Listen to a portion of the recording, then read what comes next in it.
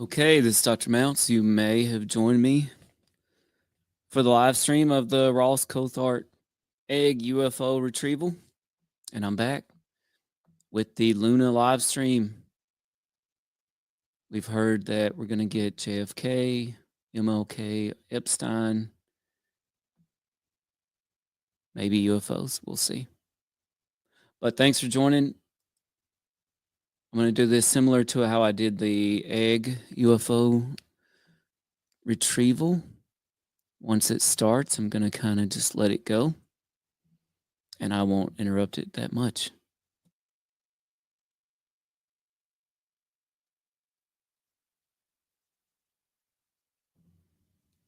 But again, I'm Dr. Mouse with All Things Unexplained. I'm also known as Contestant 718 on Beast Games, which you can check out on Amazon Prime right now. I made it pretty far too. I won't spoil how far. You can check it out. Just look for my head. I'm not going to take my hat off right now, but you can find my head. It's kind of a mohawk thing going on. So let me know in the comments if you're here. Let me know, what do you think Luna and James Comer are going to reveal today?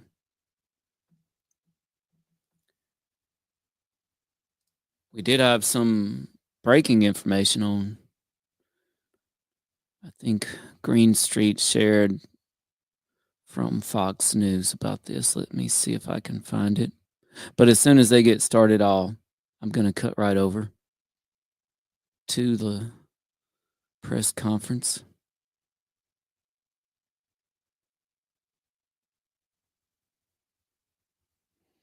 Apparently, this task force will be authorized for 6 months.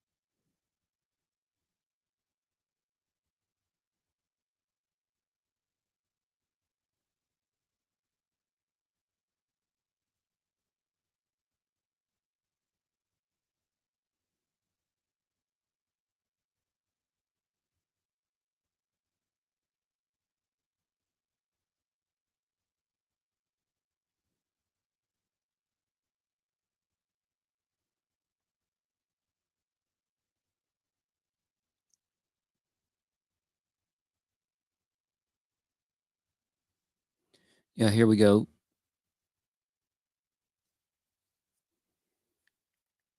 I'm looking at a tweet from Mike Colangelo on X. It says, Anna Paulina Luna to lead task force on declassification of JFK assassination records. The Epstein client list. Luna told Fox News Digital that the task force will also investigate UAPs/USOs, unidentified submerged objects, the Epstein client list, the COVID-19 origins, and the 9/11 files. Luna told Fox News Digital that the federal government has been hiding information from Americans for decades.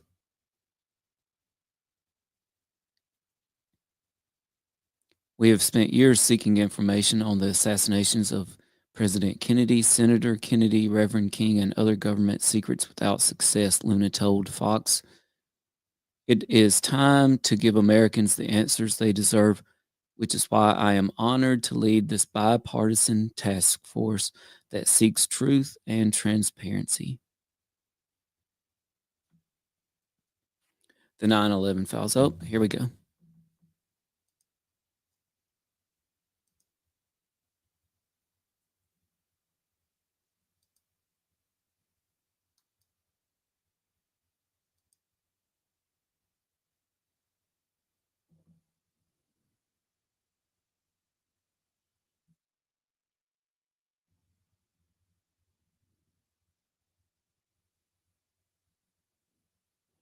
I don't seem to be getting the audio. I'm not sure if it's coming through there or not.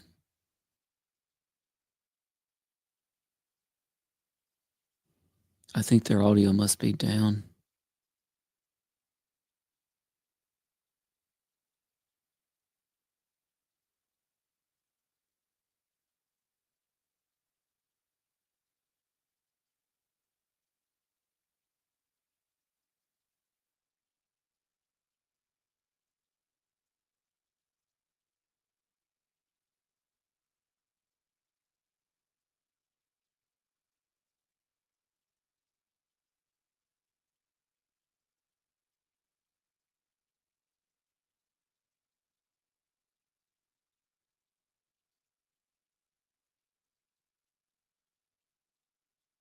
I do see in their comments there's no sound.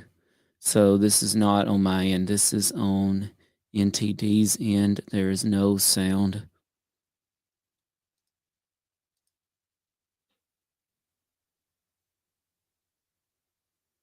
And if you see there's comments scrolling there, you can see no sound.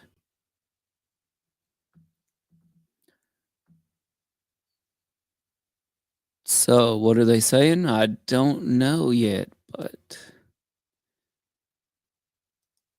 hang in there. Hopefully the audio will start up soon. But everyone in their comments is saying there is no sound.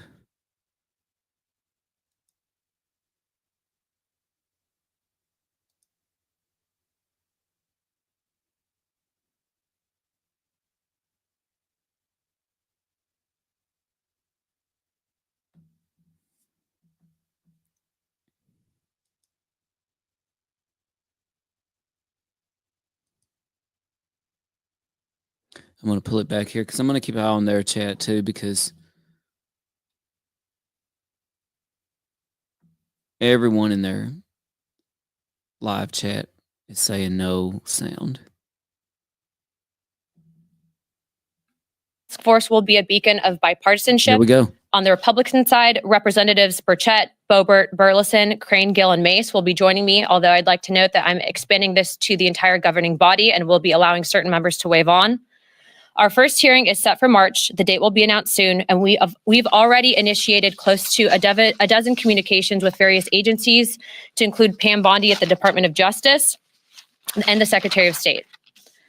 This will no longer be a task force that makes bold promises only to fade into irrelevance or send strongly worded letters.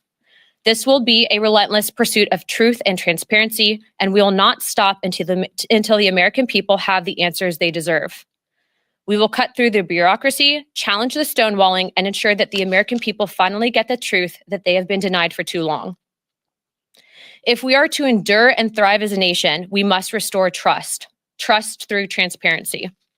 The American people must be trusted to think for themselves, to form their own judgments from the truth that they are entitled to know. We've been treated like children for too long and kept in the dark by those we elected to serve us. It is my solemn duty to begin mending this trust, to form a new relationship between the government and the governed. Let us embark on this journey together towards a government that does not serve, but one that enlightens. That does not just serve, but one that enlightens. Trust through transparency, that begins now.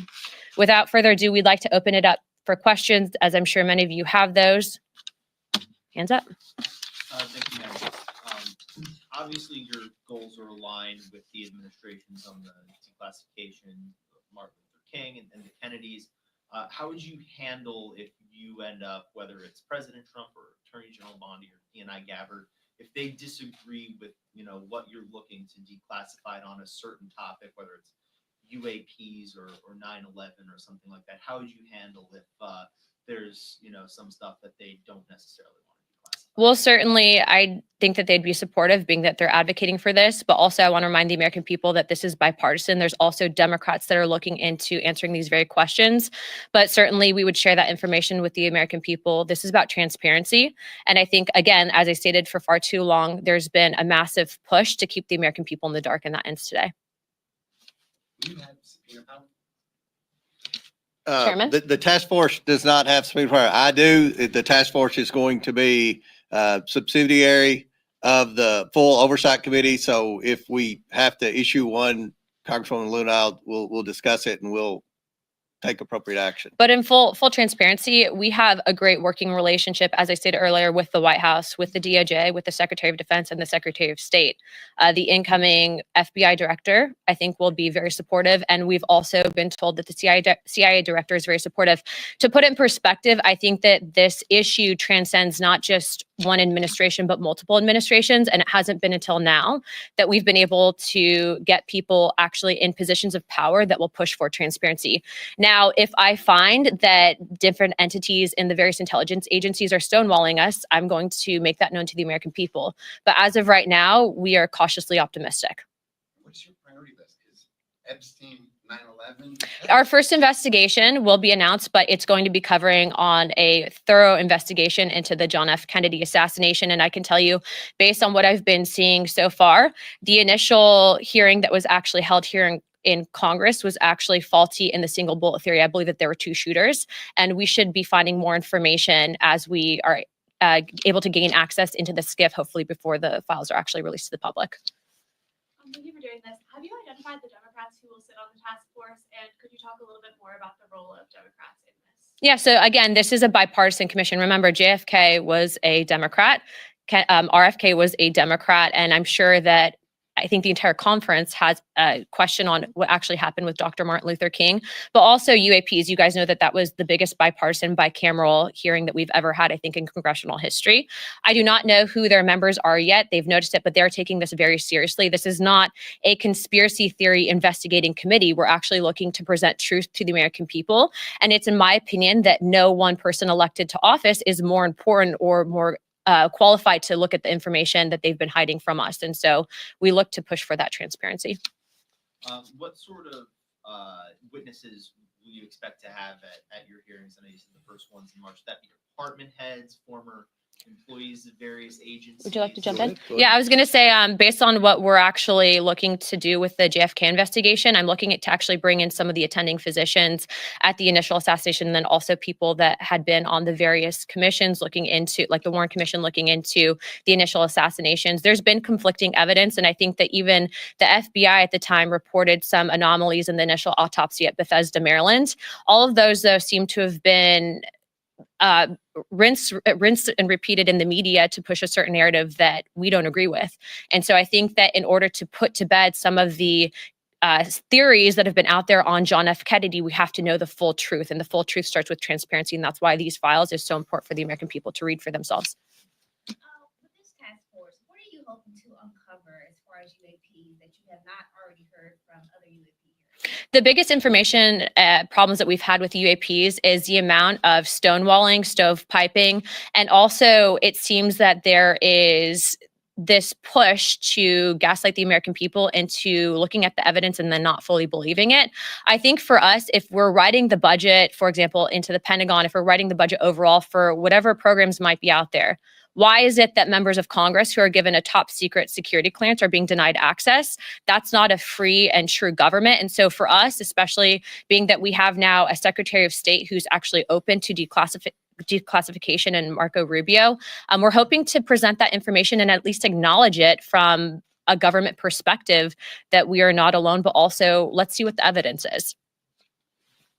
Thank you.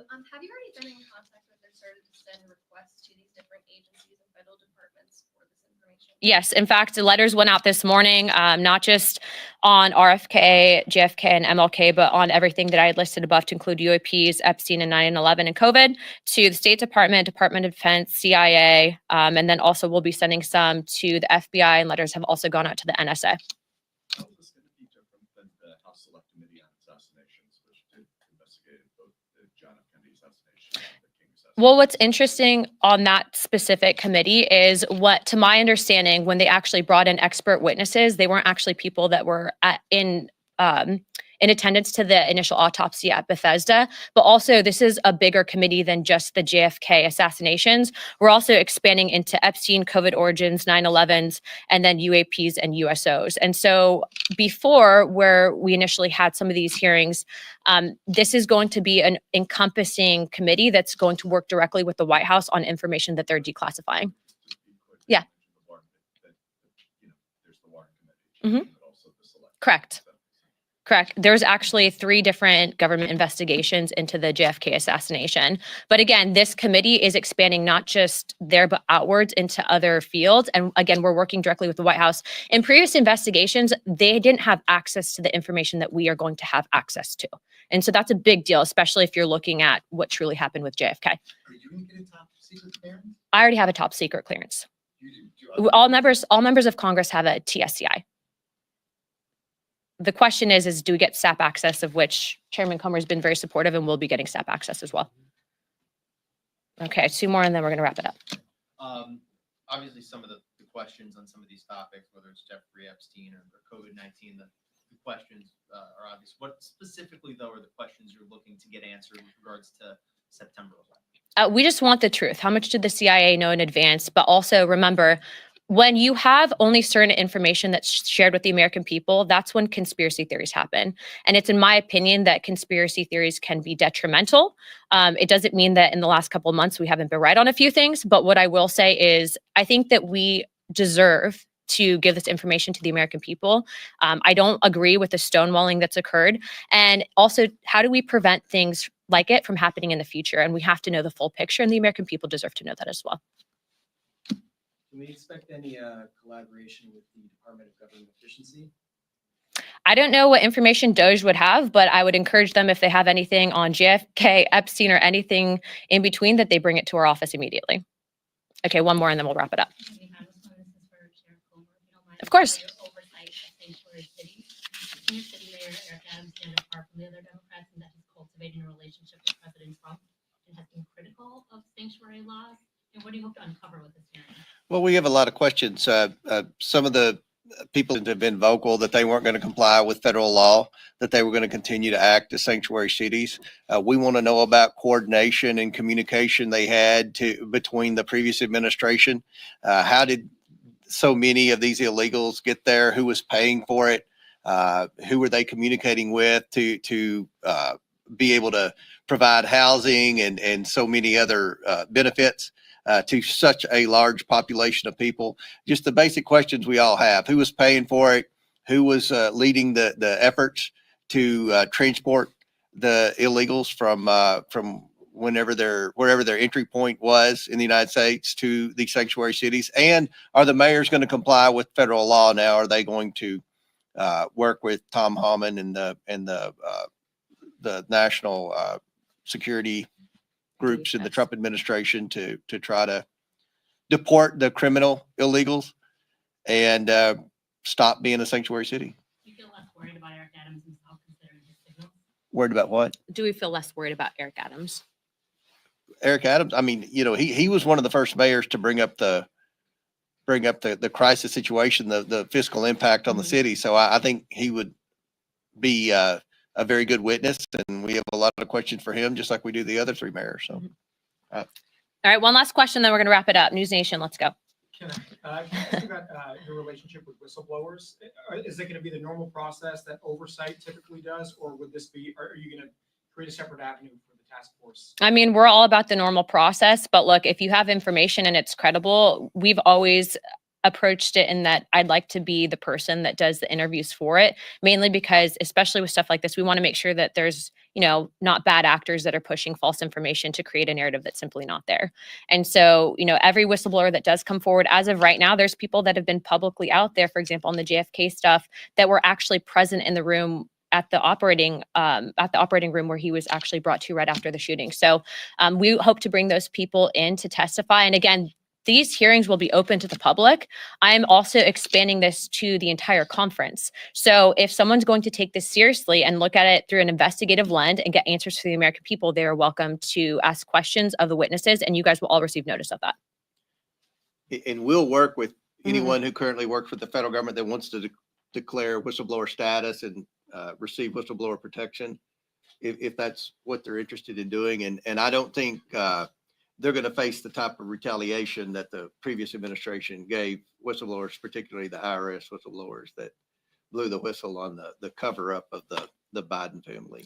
And I'd also like to close with this. If you are an independent investigator, we are being told that the FBI has now located thousands of pages of documents that they lost before, specifically relating to JFK.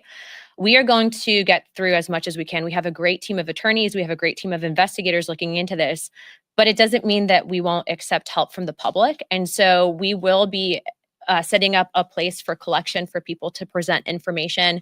But again, this is about transparency. The government works for us. There have been people, I think, in power for too long that try to silo us and keep us in the dark, but that stops today. You're seeing that same message come out of the White House, out of the CIA, the FBI, and every other agency in between. So we are very happy to have the support of all of those individuals, happy to have the support of Chairman Comer and Speaker Johnson. And if you guys have any questions, please don't hesitate to reach out to Oversight Comms, and we'd be happy to answer those at that time. Thank you, guys.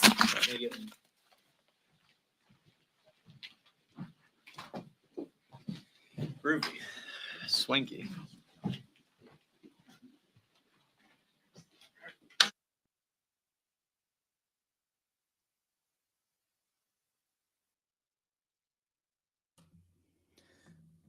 Well, that was fast, short, and sweet. That looks like that is it. I think my biggest takeaways, and let me know your biggest takeaways in the comments, please. This is Dr. Mouse with All Things Unexplained.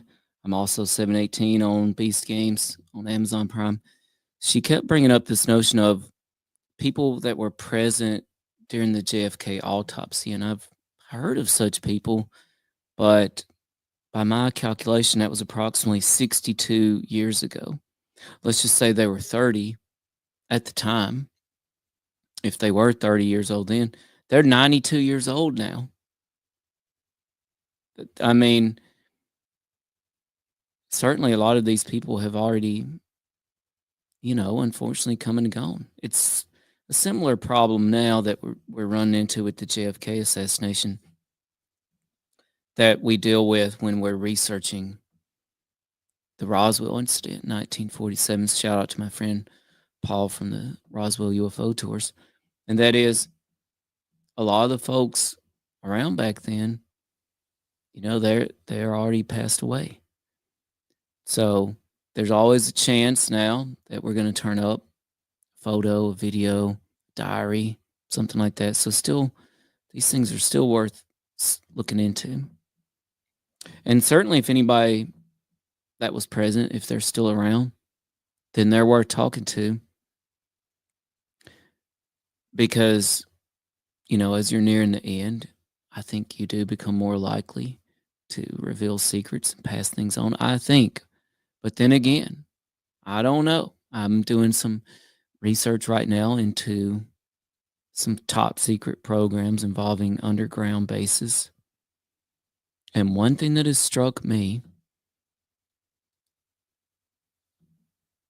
out of all the people we know that have been verified to have been employed at these bases, several have passed away. Some are very elderly now. And we don't know of a single one that revealed anything. I mean anything. And that wasn't with JFK or UFOs. That was with just what you might say run-of-the-mill top secret classified work.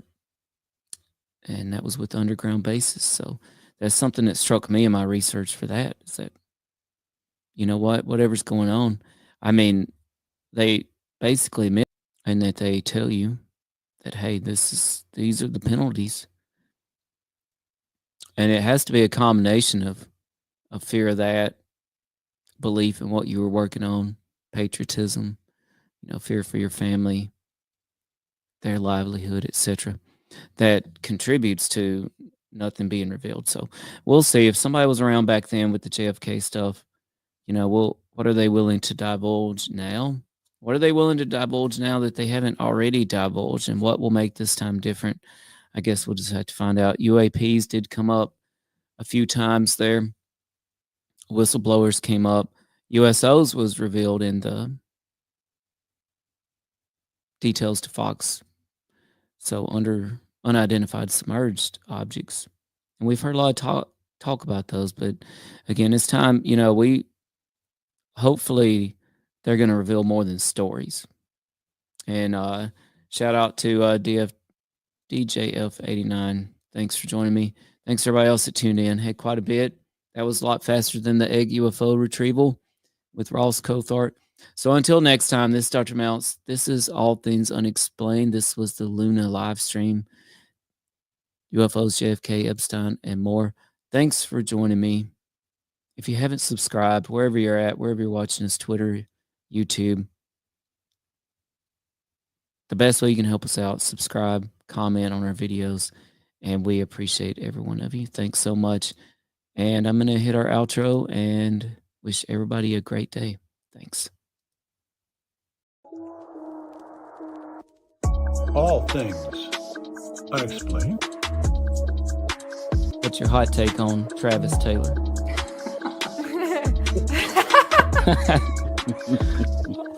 I've got an exclusive for you guys if you want it about the Alaska. We do. Okay. Dr. Taylor was revealed to be the chief scientist of the UAP task force with the Pentagon. So some of that, I think, sir, will save for closed session.